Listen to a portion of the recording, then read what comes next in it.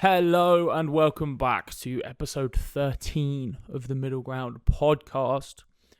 This is going to be the first episode in a mini-series that I've decided to do called Fat Loss Foundations. So 10 parts running through everything that you need to know to lose fat.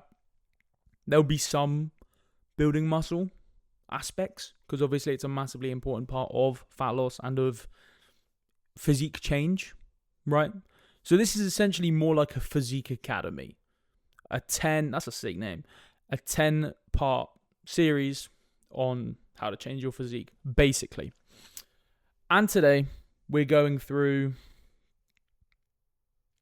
a very light overview of general fat loss. The things that matter, the things that don't, and the kind of hierarchy of it all. It won't be too long. I'll try to make none of these super long. No hour-long deep dives. Just essential information that you need to know, basically. So let's dive straight in, right? I think a lot of people get unnecessarily confused by fat loss. Mainly because of the information that there is online. There's so much shit information online. And it's because you can make a lot of money by shilling quite poor information. And I think as someone that's in the industry, I see this, I understand this, I know that it happens and I can quite easily detect when it's bullshit, mainly because I know the actual science. So when it doesn't line up, obviously I know that that's bullshit.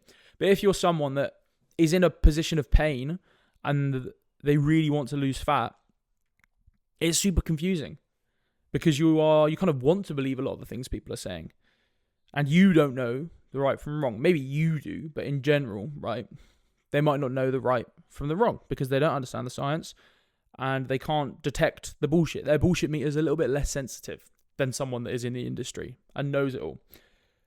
There's a lot of money to be made in promoting things that don't do anything, right?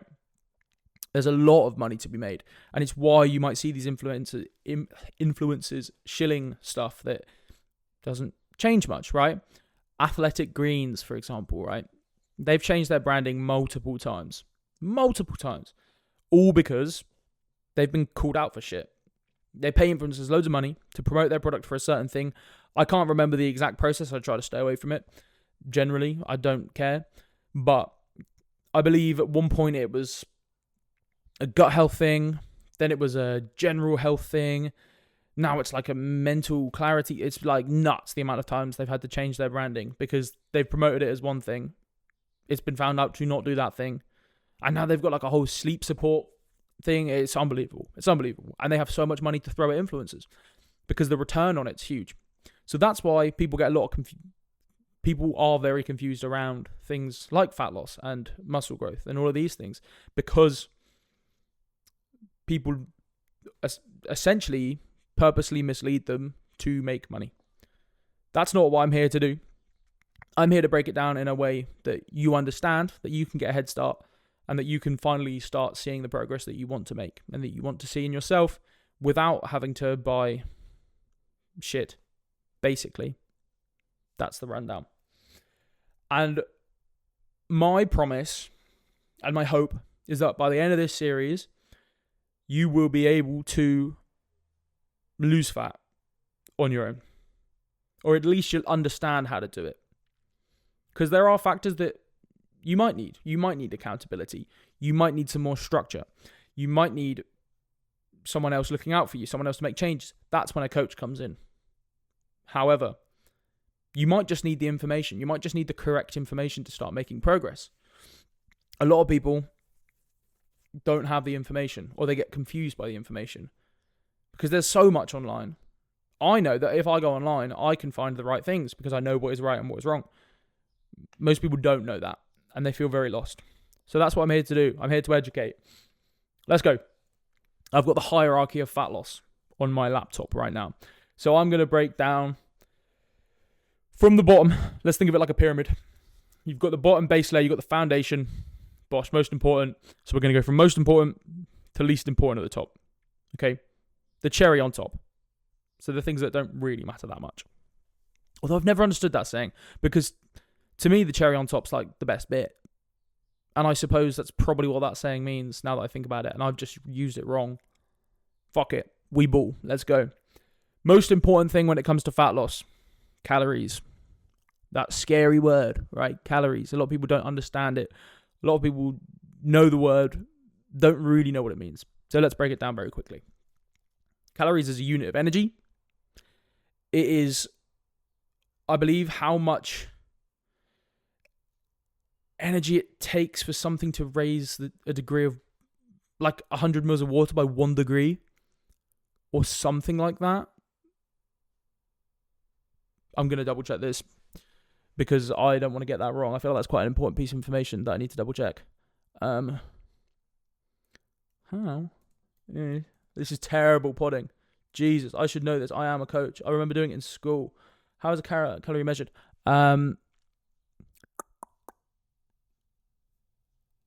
It is the amount of energy required to raise the temperature of 1 gram of water by 1 degree Celsius. Okay, I was kind of right. I'll take it. Okay, so that is a calorie. A calorie is merely a unit of energy, right? It's something to measure how much energy something contains. Now, we burn a certain amount of calories a day. That is our TDEE, our total daily energy expenditure. It's made up of multiple things. It's made up of your NEAT, which is your non-exercise activity thermogenesis, which is essentially everything you do in a day that isn't exercise, every piece of movement you do, doing the dishes, walking about your house, whatever it might be, going shopping. Non-exercise activity thermogenesis. Then you have your EAT, which is your exercise activity thermogenesis, which makes up a lot smaller portion. That is the amount of energy you burn during purposeful exercise in a day. So going for a run, training, so on and so forth. You have your TEF, your thermic effect of food, which is the amount of energy your body uses to digest foods. So for example, protein has quite a high TEF, takes more energy for your body to break down than something like fats, for example. So the amount of calories ingested or that actually hit your system through that is essentially lower. I think it's around 20 to 30%. I want to say 20 to 30% of the calories that you consume of protein are used in the digestion of it, essentially. I'm really going to have to double check my shit, man. I can't believe I'm doing this. This is the first time I've ever had to do this. I feel really bad about it.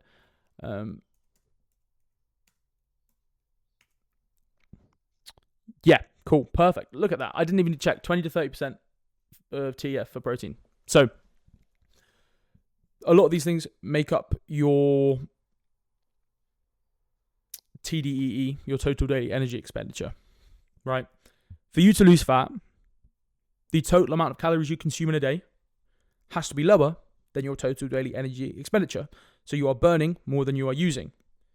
So if you've got this deficit, right? Let's say you burn 2,500 in a day and you eat, which is also a really difficult thing to measure. You can't really measure it. It just has to be off trial and error, consistency in the calories that you're consuming.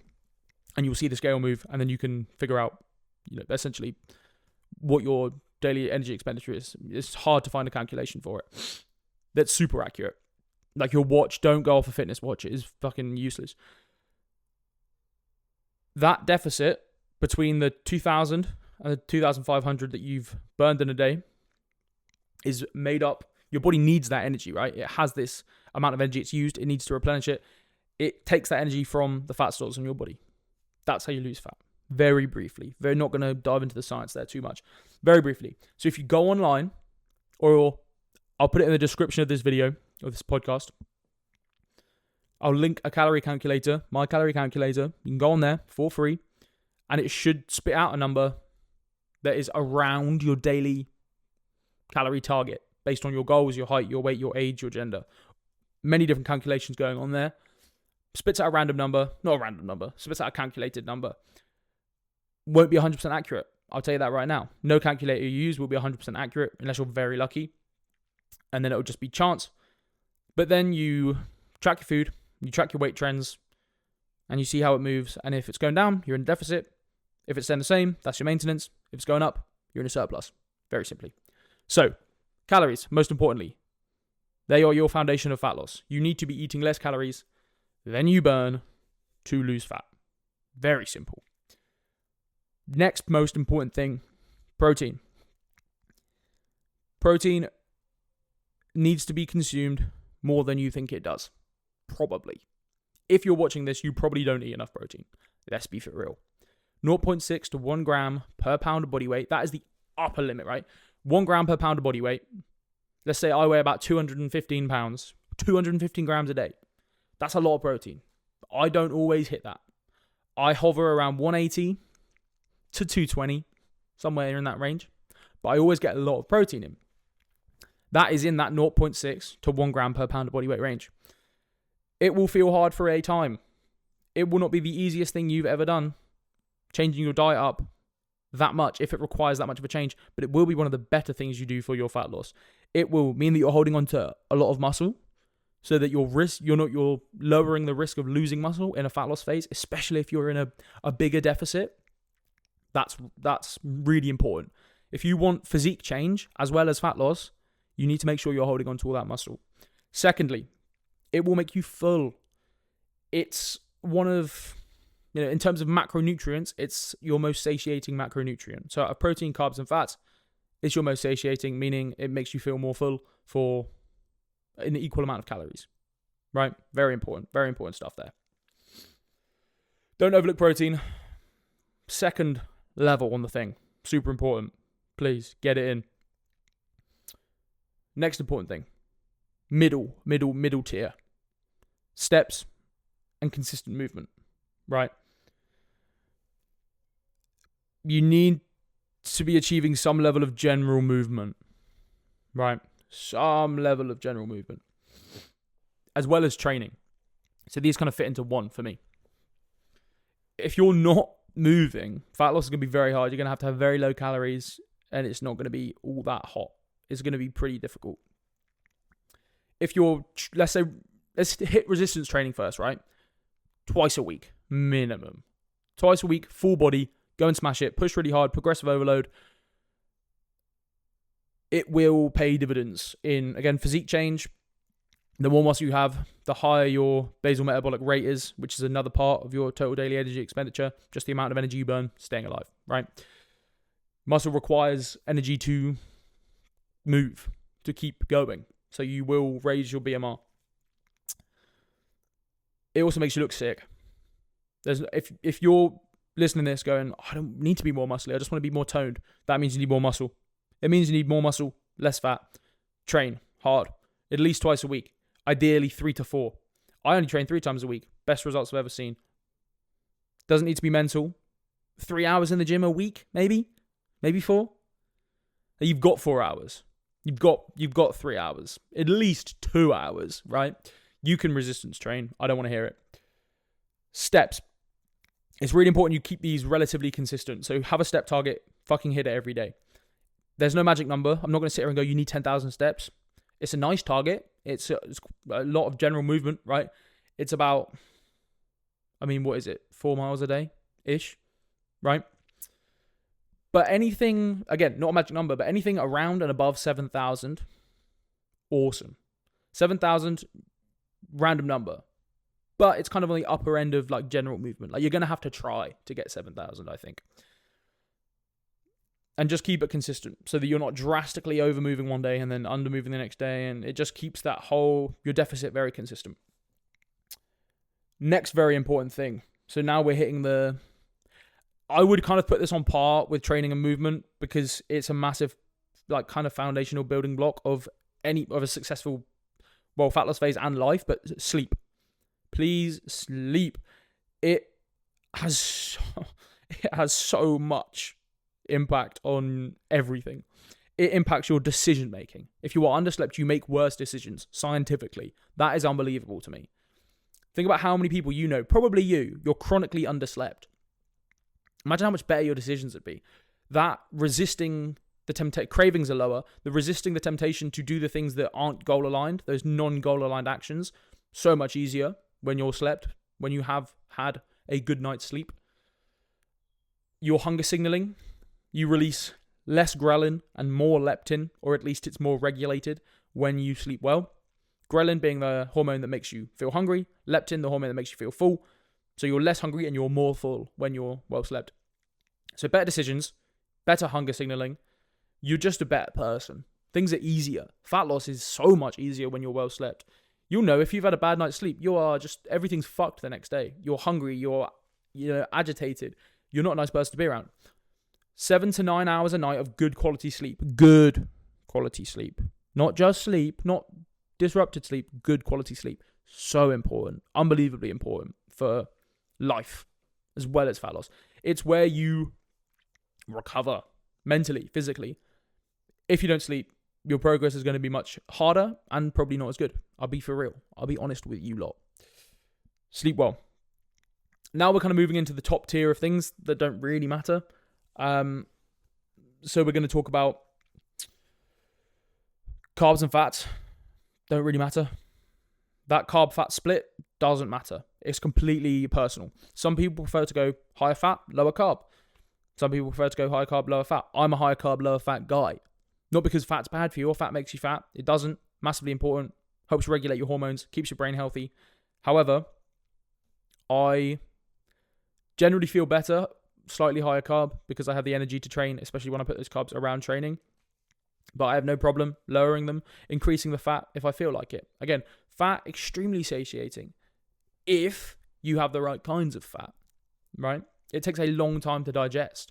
Fat's got 9 calories per gram, whereas protein and carbs only have 4 calories per gram. So it's much more calorie dense, much easier to overeat if you're eating, if you're just filling your foods with oil and butter and cheese and shit. But if you're having high quality fats like avocados, fatty fish, eggs, they have a satiating effect, right? Because avocados, right? They're fibrous and they're fatty. So it's just a really slow digesting food. So pre-training, not a good idea. But as part of like a nice meal post-training, unbelievable. But that split doesn't matter. As long as you hit your protein and you hit calories, carbs and fats, no meaningful effect in fat loss at all. Next, we're talking top of the pyramid here. Let's go one lower below the top of the pyramid. We've got micronutrients. Again, very important, but not for fat loss. That's your vitamins and your minerals and all these things that your body needs, but not, the split of it doesn't really matter for fat loss. For general health, important. For fat loss, not the end of the world. I wouldn't stress about it too much. Have a multivitamin, probably take an omega-3, take a D, I'm a vitamin D because you don't get outside in the sun enough, fucking basement dweller, and maybe like a B complex. That's kind of it. And then top, meal timing. For fat loss, doesn't really matter. The only thing that is important about meal timing is that you keep them consistent, because that will signal to your body when to release the hunger hormones, when to release the full hormones, so ghrelin and leptin, like we talked about before. Very important that you go, right, I have my first meal at 8, 9, wherever it is. I have my second meal at 12 or 1, and I have my last meal at 5 or 6.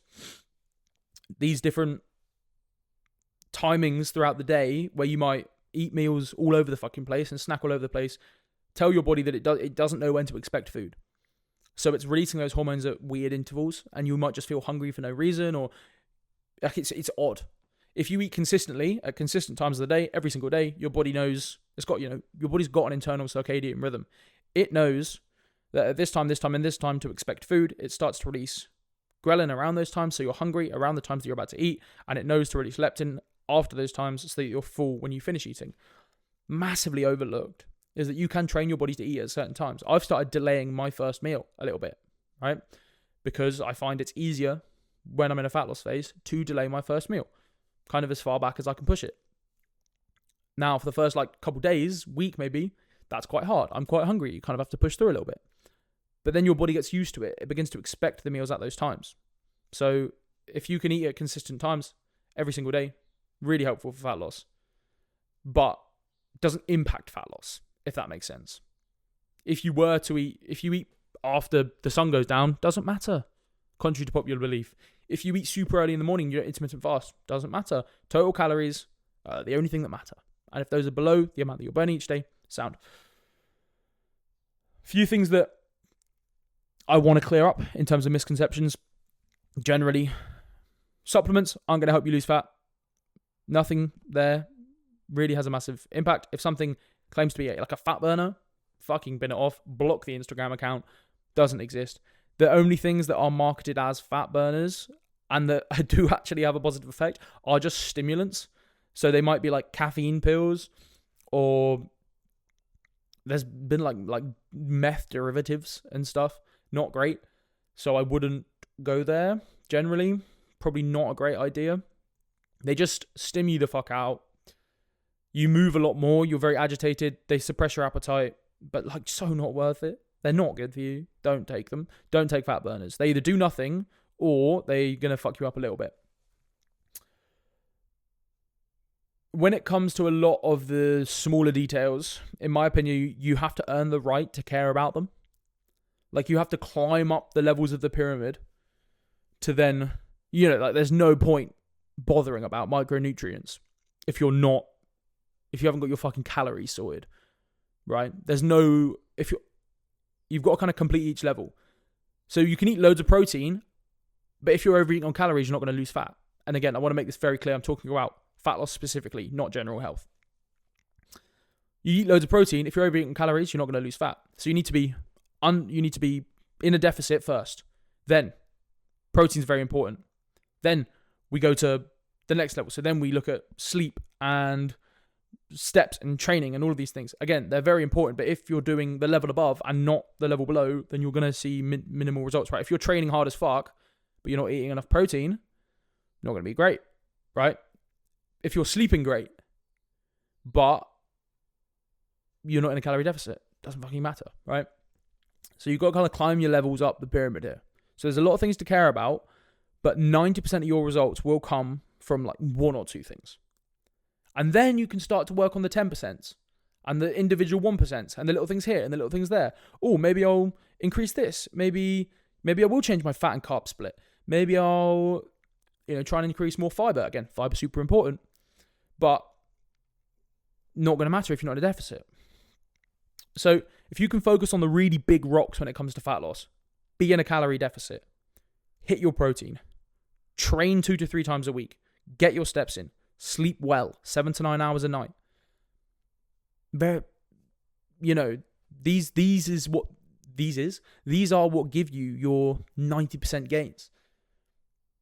It's not the small little fucking changes that you think you have to make in your diet or in your life to achieve fat loss. It's not. It's the massive things that are glaring that are slightly more difficult to change because they're so all-encompassing. Like being in a deficit can be hard the first time you try and track food. Tracking food's a pain in the ass. But the more you do it, the easier it gets, the more consistent your nutrition gets, and eventually you can kind of move away from tracking, especially when you go into a maintenance phase. And you can, you know what a day of eating looks like for you. You know general portion sizes because you've tracked. You can earn the right to move away from it. So in very short terms, don't waste any energy. Don't waste 90% of your energy focusing on the 10% that don't make that much difference. You need to be focusing all of your energy on that 90%, those 2 or 3 things that you can change that will help you lose fat, that will make you lose fat. The most important things: calories, protein, training, sleep, right? They're your most important foundational factors to lose fat. So focus on those things. And here's a little action point for you. I'm going to try and leave these episodes on an action point so that you can go away. They'll come out weekly, and every week we'll progress that action point. So if you're following along week by week, awesome. If you're listening to these after the fact and you're cycling through them, you can still implement them week by week if you would like. There'll still be some structure there. Or you can jump to the level that you're at. You might already be tracking your food, right? You might already be in a deficit. You just want a little bit more help with it. But the action point for this week is to just observe your habits, right? You don't have to track anything. Just observe your current habits. Or even better, start tracking your food this week. Observe your current habits. Track your food with no emphasis on being in a deficit and just gain awareness of your nutrition habits and your movement habits. Just observe, no changes. Just observe, judgment free.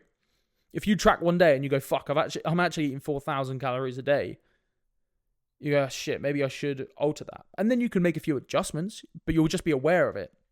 And then, you put a target in place and all of these things, and then do it step by step. So this week, just observe, just be aware of how you're feeling about certain things, your general movement habits, your general nutrition habits, your sleep habits, all of these things. Just observe them, okay? If you want to work out your deficit or your maintenance or your surplus or whatever your goal is, if you're watching this, I imagine fat loss. So if you want to work out your deficit, go to the description of this video or go to my Instagram, Jude Vane Coaching, and I will link my calorie calculator in the description of this video. It's in my Instagram bio. You name it, I've got it. So I'll link it, use it, rough estimate, right? It won't be 100% accurate. I can promise you that. Track your weight, track your average weight. You wake up, nothing in your stomach, before you've eaten anything, before you've drunk anything, after you've gone to the toilet, butt naked, stand on those scales, weigh yourself. Do that for 7 days. Add those weights up, divide them by 7. You got your average weekly weight. Compare that to the average weekly weight next week. Gone up, you're in a surplus, lower your calories. Maintenance, you're in maintenance. Lower your calories. If it's gone down, you're in a deficit. Keep them the same. Sound. That's it. That's the process you do every single week. And you rinse and repeat. And you just think of it like numbers, okay? But this has been episode 1 of Fat Loss Foundations. I hope you have found this helpful. I don't know what we're going into next week. I have planned them out. You'll have to find out in the next episode. Okay? I imagine it'll be something to do with, habits or... Fuck it. We'll find out next week, eh? Thank you very much for watching episode 13 of The Middle Ground and episode 1 of Fat Loss Foundations. If you have any questions, leave them in the comments below. Like and subscribe. Please follow the podcast on Spotify and subscribe to it on YouTube. I know you want to. Please do, if you're listening. Again, have any questions, message me on Instagram or leave them in the comments. Calorie calculator in the description or in my Instagram bio. Have a great week. Thank you very much for listening. Peace out.